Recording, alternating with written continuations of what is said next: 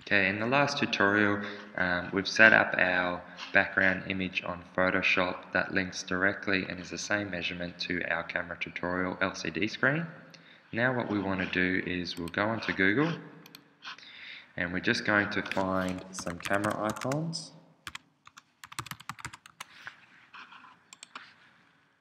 And we just want to find a collection of images that we can use. Some nice clear images.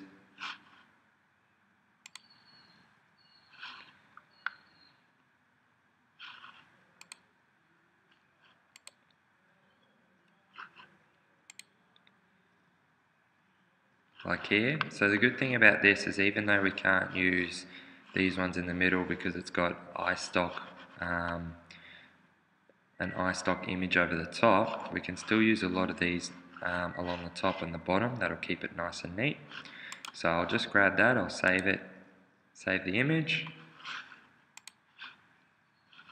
And while I'm at Google, I'll also find a background for it.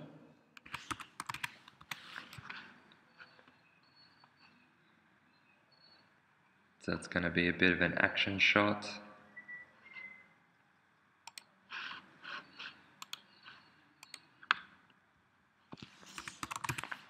And just save that onto my desktop as well. Alright, so once I've got the images, the background image that I'm happy with and the camera icons that I can use, alright, the first thing I need to do is open them.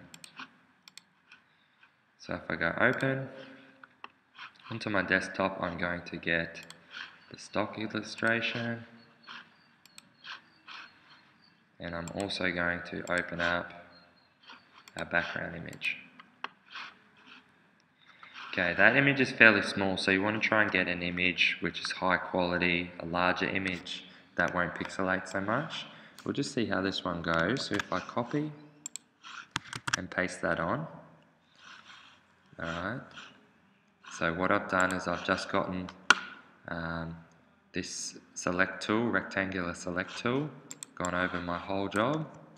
I've just gone edit, copy, go into my tutorial camera and go edit paste.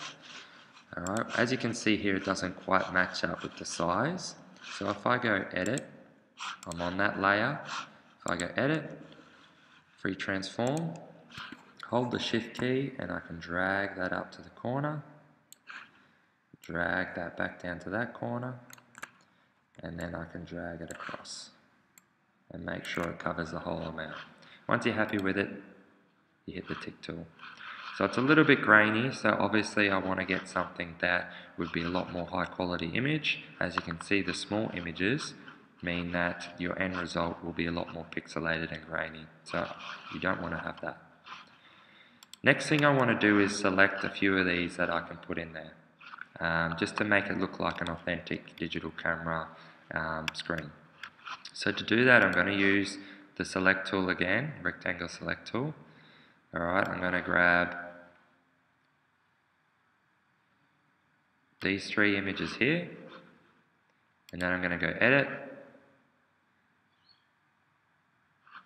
image, crop. Alright, so what I want to do is I want to end up selecting just the black lines for me to copy and paste. So to do that, I need to grab the magic wand. So if it's not on your left hand, if you can't see it here, you need to hold your left mouse and then select the magic wand. Select anywhere in the white. However, that is just selecting the white surface. What I want to do is go select, inverse, and now we have all the black. Again, we're just going to edit copy, go back to our LCD screen, edit paste. If you find those are too large, those icons, you can go edit, free transform, make them a bit smaller, put them up the top. Once you're happy with it, hit OK. Alright, when you go back to your icons again, you just go step backwards, step backwards, step backwards. One more. And now you have the ability, if you go select, deselect, you have the ability to grab any other icons that you want. Okay, what else we can do besides we can put icons around the sides of our screen? But what we can do is we can also put a little target crosshair in the middle. So to do that, if you drag down, okay, from the ruler halfway, so it was 70 up,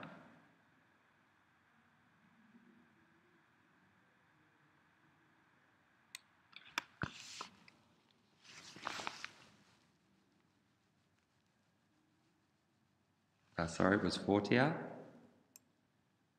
so we want to make that 20, so I'll just grab this again and make it 20. And now we also want to drag it from the right hand side and bring it across to 35, which is halfway. If you don't have these rulers, you can just hit View, Rulers, and then you want to right click and make them millimeters. Once you have these little guidelines here, you can grab your straight line tool. We can fill it maybe a colour that will stand out, like a red. We'll make the point a little bit bigger and we want a solid line. Alright, so I'm just going to run it straight up and run it straight across. Once I'm happy with that, I can grab my lines again and put them back. Alright, so after you insert all the camera icons that you want, you make it look like a really good digital camera. You'll go File, Save As, and we want to make it a JPEG image. Wherever your location is, if you need to drop that down to find the exact location. Okay, Tutorial Camera LCD, hit Save. What I want to do is make it maximum quality, so you use this scroller bar to go all the way to the right hand side. Quality is maximum, okay. And then you've got your saved image.